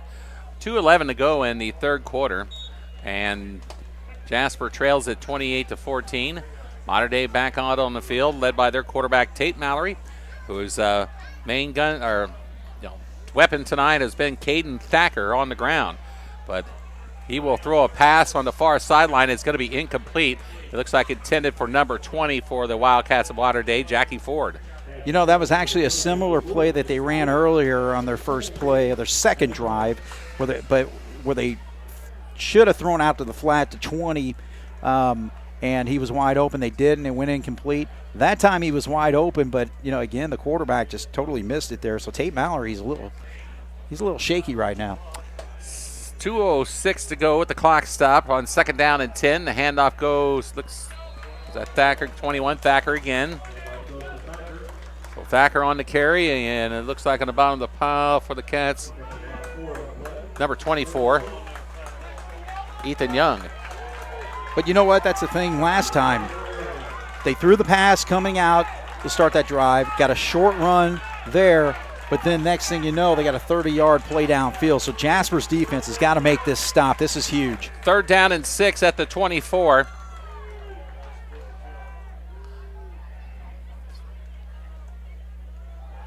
Back to throw. Mallory fires. A pass is complete to number 10, Grant Wegner. Wegner will take it to the 35, and it'll be enough for a first down. Well, and the thing is on that play, Carey, again, the quarterback's going to roll out to the outside. We've got to get after him because, again, he's able to pull up, and what that allows is to, get a guy like Grant Wenger. He's done that twice tonight where he's found that open space whenever he's had plenty of time on the rollouts. So, again, we got to somehow, some way get after him whenever he's sprinting out like that. Ball at the 37-yard line, 1st down and 10 for Modern Day. Mallory out of the gun. And a whistle, and penalty flag is down. It looks like we got a procedure call against Modern Day. Yeah, again, this is good. Time you can move him back there. Well, as I said earlier, been a relatively penalty-free game tonight. I think it's only about the 3rd one of the night, I believe. Mm-hmm. All right, so 2 in this half, 1 against each hub, and 1st down and 15 now from the 32. 47 seconds to go in the 3rd. Mallory fires a pass is complete to number 20, Jackie Ford. Yeah, they finally connect on that play. So, yeah, he's able to hit Ford out there as he's flowing with the play, and, nice chunk play of about 9 yards. And that ball will be spotted. Looks like a 41-yard line is where it's going to be. That brings up 2nd down and 7 at the 41. 19 seconds ago, and Modern Day will probably just run this out now and head to the 4th quarter. And it looks like they will. 10 seconds to go on the clock. That will bring us to the end of the 3rd quarter of play with the score Modern Day 28, Jasper 14. We'll be back with the 4th quarter right after this on 18 WJTS. This is Tony Ubelard, Ubelard Toyota in Jasper. Truck lovers know the Toyota Tundra for its legendary strength and reliability. The new Tundras are long on comfort, technology, and safety too. Right now, we've got plenty of new Tundras in stock, with options for every purpose and budget. Loaded with features to help you get things done. We have flexible financing and lease options as well. Find your new Tundra today at Ubelard Toyota in Jasper, where customers send their friends for hardworking trucks since 1929. Back at Cherry Brewer Alumni Stadium for the 4th period of play. Carey Schneider, Craig Schneider Jeremy Marcos, of course, our cameraman and engineer tonight. We also want to take a moment to once again thank the efforts of Evan Elrod and all the work he does to help get us set up here on both the audio and video that we use with the monitor. On the first play in the fourth quarter, the handoff goes to number 23, and that is Ethan Stofleth. So Stofleth will take it right to the 49-yard line. So Mater Dei has a first down just inside Jasper territory at the 49. All right, so he picks up about 10 yards there. Again, if we make the stop right there where the initial contact was, or at least the initial encounter, we didn't really quite bring him down. But, again, we just cannot give them second efforts because they turn them into big yardage. Handoff goes to, I believe, is that Thacker, I believe, and fumble. Big The ball is strip. down, and it is, let's see what it is, wait for the indication. Ball was stripped, as Craig pointed out. Jasper says they have it, and they do. Wildcats of Jasper come up with a big turnover, Craig. That was Lukemeyer. Yeah, Lukemeyer just reached right in there and stripped that ball out of him, out of his hands, and great job. So, again, Lukemeyer creating. He's already got an interception tonight and forced a fumble on that play. So, just what the Wildcat defense needed, but Wildcat offense has got to march right down and score. Lukemeyer with coming up with some big plays throughout the year. He's got at least 3 or 4 interceptions at last check, but, of course, with one tonight. And now he has a fumble recovery to his credit. And as a result, Jasper has the football 1st and 10 at their own 43. Butel back. He's going to keep it, and he's got room. As Craig said, he's got across the 45 to close to the 50-yard line. They're going to mark him out of bounds at the 46, or make that the 48-yard line. Yeah, again, he saw some pressure coming from that left side there, so he made that decision to come the other way. But, boy, if he could have just maybe had another split second, Levin was wide open over there just waiting for the football around the 30-yard line. And that was a 5-yard pickup by Max. 2nd down and 5.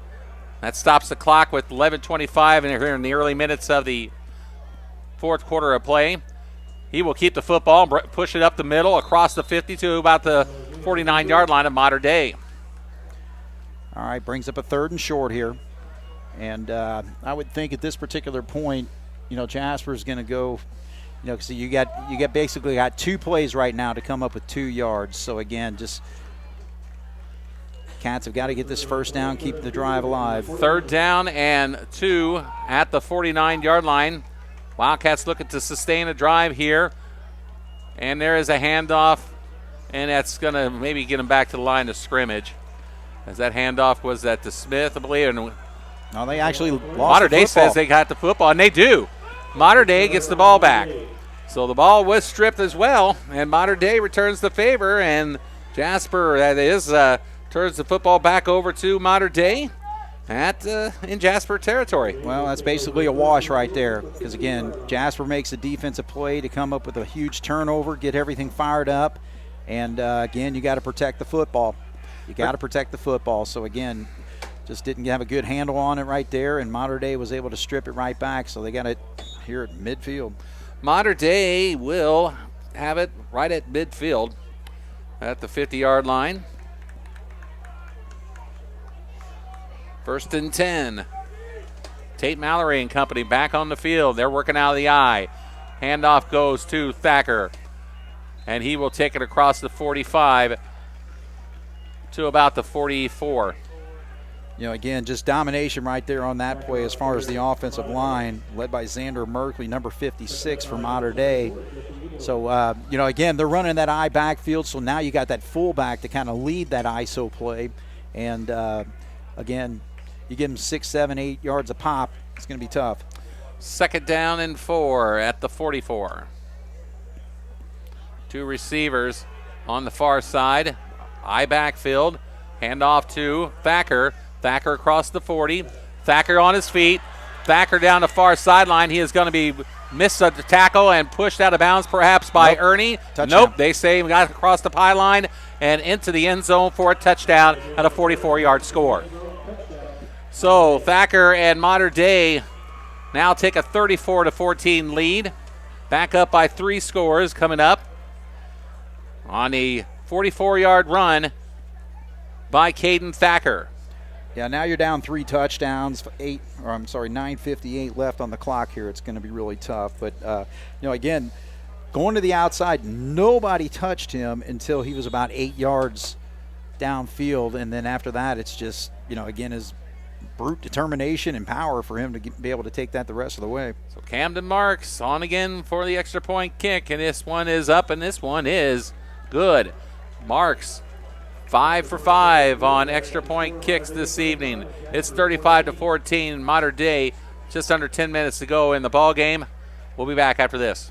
After a long day of digging holes and keeping cats out of my yard, I'll wind down on a nice, comfy, soft cloud. My human buys the best fluffy stuff from Carpet Warehouse. At Carpet Warehouse, you'll find a floor that will please the whole family, even the ones with 4 legs. Rory loves to cool off by laying on laminates, tile, vinyl, or wood. You'll love them for their style and many selections. Carpet Warehouse. Quality I can lay on. Quality you can stand on. Back at Jerry Burr Alumni Stadium, 35-14 is the score, and Modern Day Camden Marks on for yet another extra point kick. Kickoff, that is, I should say. He just finished his 5th extra point kick, and that kickoff wants to get into the end zone for a touchback. Yeah, we're not seeing any excitement on kickoff returns, that's for sure. Neither. Both kickers are putting the foot into it, no question about it, when they have the chance. And it's a game of punt, pass, and kick. Mm-hmm. So. All right, well, again, just situation right now, it's just Jasper's got to continue to play hard-nosed football. And, unless we can just, I don't know if we'll try to air it out or something here to get back. But again, you got a lot of time on the clock right now. So, again, we just need to continue to improve as a football team at this particular point. Ben starts to go in motion and then comes back into his position as you tell us now takes the snap and fakes the handoff, and he keeps it, and he will go nowhere. He's immediately wrapped up there by number 50 for the Modern Day Wildcats, and that is Aiden Roberts. Roberts, a 6'2 senior. Landon Albrand will check into the Jasper offense right now, replacing Ernie and another man coming off the field there. It's number 18 for the Cats, Luke Heichelbeck. Loss of 1, 2nd down 11 at the 19. On a muggy night for late September, and a handoff goes to Lukemeyer. Nate tries the far might pick up a yard or two and get him back to the original line of scrimmage. It has really gotten muggy tonight. I mean, I know, no kidding. I mean, it's the third week of September, and highs were in the 90s today. And where's that football weather they always say, right? Well, just tempted to put the window down. That's your call, dude. Just don't watch these wires. I don't want screwing anything up, and Evan coming after us after all the hard work he does for us to get us set up on this sweet shot set up here. Back to throw. Butel lofts a short pass. It is complete. Looks like number 2 on the reception. No. Lukemeyer. Oh, Lukemeyer. Okay, 21. Lukemeyer. And so Nate again with another reception. And it's going to go for naught as it's going to bring up 4th down, and Jasper once again will be forced to punt. Yeah, we got to punt in this situation because basically you're just giving the game away. But again, looking downfield, he had one option, a little too easy for Modern Day to kind of read that out. So, again, you just keep your safety deep. Nothing's there. Sophomore Owen Rice is back to punt for Jasper. He got some punting in last week against Bossy, and a fair catch is going to be called at about the 42, 43-yard line. 43-yard line is where they'll put it. So Modern Day will take over 1st and 10 with under 8 minutes to go in this ball game. They lead it 35-14. Yeah, I kind of expect Modern Day to just kind of run things out here. 7:56 on the clock, up 3 scores. You basically just tell your football team, hey, just let's execute the play. Let's make sure that we don't lose the football, because again, a turnover here, Not that I think it's going to change too much in the football game, but still, you just want to protect the football, get first downs, and finish this ball game out. That's what Mater Dei is looking to do. From the 43-yard line is where the Mater Dei Wildcats was started. We got a new quarterback in the contest, by the way, and it looked like Jacob Randolph was on number 7 out there. No, number 3 was still at quarterback. Was it? Yep. Okay, my pad. Yeah, he handed off there to Ethan Stolfeld. Kind of hard to pick up one of these down after it's been a weird but somewhat long night, it seems like. 2nd down and 1 now at the 48. Jasper 48, and we got a whistle. Timeout is called. Looks like maybe an official's timeout for an equipment check. Or, something came out actually, and this official hands off a piece of equipment to Dylan Roblin. He will bring it onto the sideline as number 9 for the Cats, Owen Rice, will check into the Wildcat defensive unit.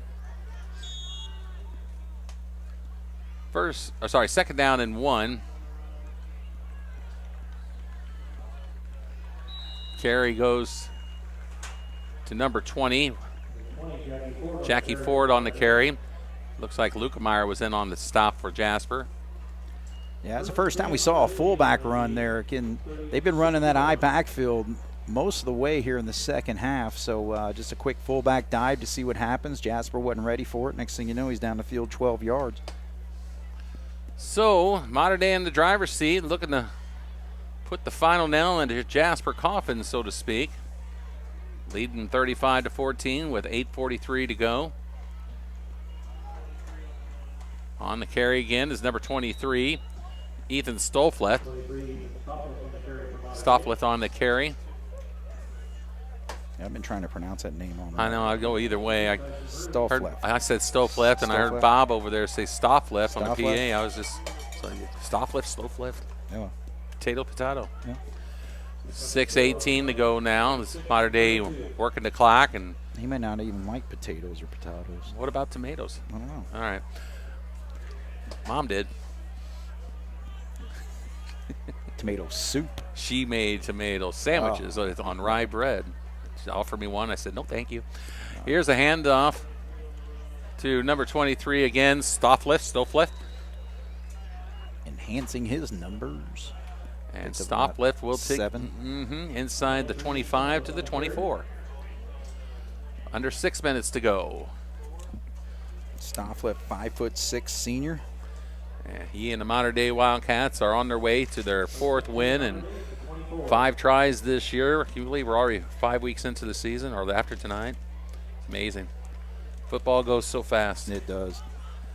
As Wildcats of Jasper will end up falling eventually to 2 and 3. On the carry is Ford, Jackie Ford. Dylan Roblin making the stop. So Roblin making the tackle. Dylan, a junior at 5'10". Mater Dei manages to pick up 1 yard on that play, and as we near the 5-minute mark, 2nd down and 9 at the 23.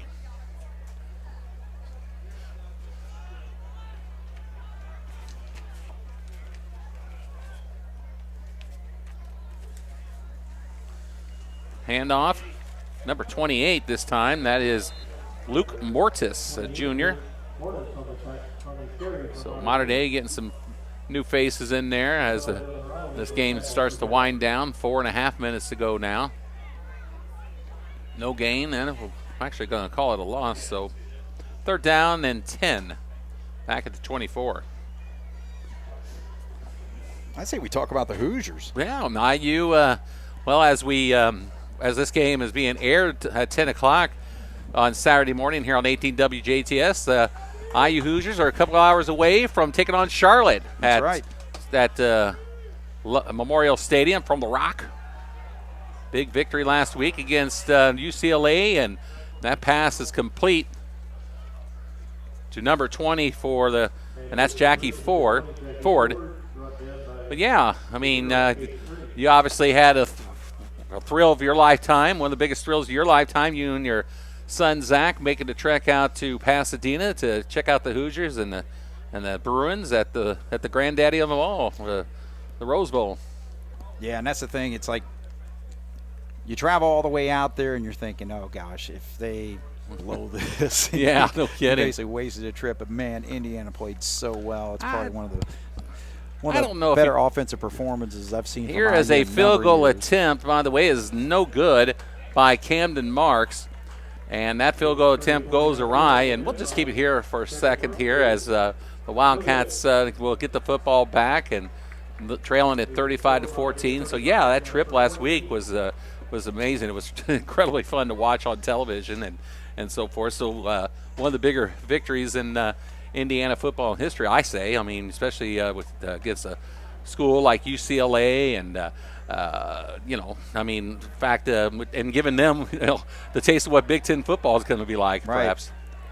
Yeah, and the main thing with that is just, Indiana had to travel so far out there. I mean, again, when you play in the Big Ten, you never make that long of a trip, So for the Indiana to go all the way out there and stay focused, but again, it's just the difference is – the mindset of Indiana football right now, because Kurt Signetti, I mean, he's basically no-nonsense coach. It's, again, we expect to win. We expect to win games like that.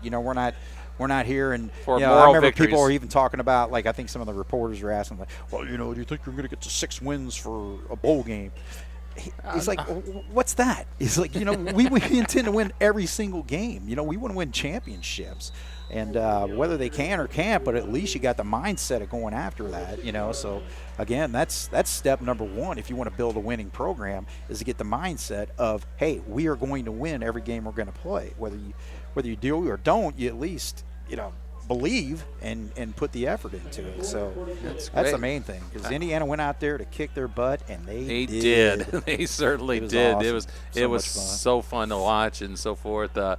There's Connor on this side here after a couple of nice runs by Holzman. They go to Levin, and Jack is going to lose about 2 or 3 yards at least. 2:26 to go in the ball game. Yeah, I mean, like I said, and it doesn't stop with Saturday's game against Charlotte. I mean, and can't have a letdown. Like, didn't Charlotte beat IU, or was it? No, we've never played them before. I'm probably what I was reading there. And anyway, but nonetheless, don't want to let down on Saturday. Nope, you got to keep playing well. So, Holzman on the carry. Holzman pounds his way to about the 48, 49-yard line with under 2 minutes to go.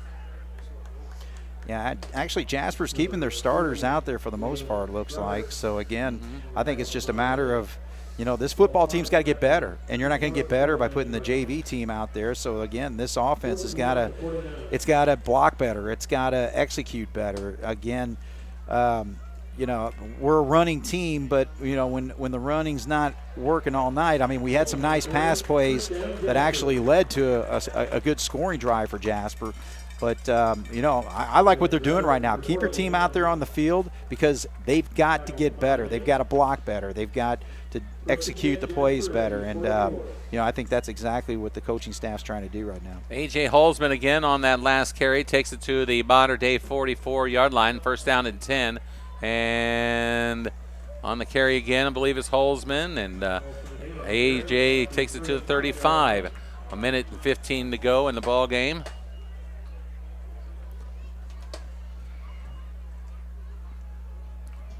Jasper working quickly now, second down and 1 at 35. Holzman on the carry. Holsey will take it to about the 31 now. And that'll stop the clock to move the chains with 55 seconds to go. The other thing, too, from a modern-day standpoint, it's like, again, you've got your second string, your JV players and all that out there on the football field. But, again, they're players that want to get better. They're players that want to get stronger. And so, you're going against the Wildcat first team here. So, again, they're going to put every effort they can to try to keep Jasper from scoring on this drive. New man carrying the football that time is number 14, Max Werner, 6-foot senior. Werner, you see a lot more on the defensive end, but has gotten his reps a little bit on the offensive end a few times this year, and his first carry of the night tonight. Warner again on the carry. He will take it to the 20, and it'll be enough for a first down. 17 seconds to go. And that will pretty much wrap it up. Yeah, we'll see what Jasper does here. I think they're going to run at least one more play. 12 seconds to go.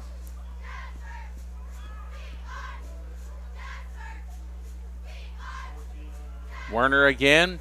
Werner back to the line of scrimmage, and that will be the end of the ball game.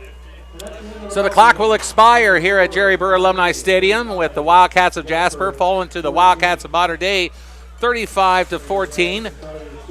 We will go ahead and take a little quick break and bring back we're not going to take a break. We're just going to wrap it up from here. Again, Craig, the Wildcats of Jasper fall to 2-3. And Mater Dei improves their record to 4-1. Mater Dei will be on the road again next week to Bunchard Stadium to take on the North Huskies. Well, Jasper begins a 3-week trek on the road, starting with the Central Bears at Central Stadium next Friday, September 27th. With a 7:30 kickoff, DuBois County time. We'll have it for you next Saturday morning at 10 o'clock here on WJTS. For Craig Schneider, I'm Carey Schneider. A special thanks again to Jeremy Marcos and Evan Elrod for their fine engineering work this evening. And also, of course, as always, thanks to Dave and Matt Mesmer with the stats tonight. Again, the final score, Jasper falls to Mater Dei 35-14. So long, everybody. The preceding was a special presentation of 18 WJTS TV. High school football on WJTS is proudly brought to you by Jubilee Chevy and Jubilee Toyota, Liuna of the Indiana Laborers District Council, Just Whimsy, Meyer Truck Equipment, DuBois County Tire, Mann Enterprises, Carpet Warehouse, and Meringer's Plumbing, Heating and Air, and 18 WJTS, a DC broadcasting company.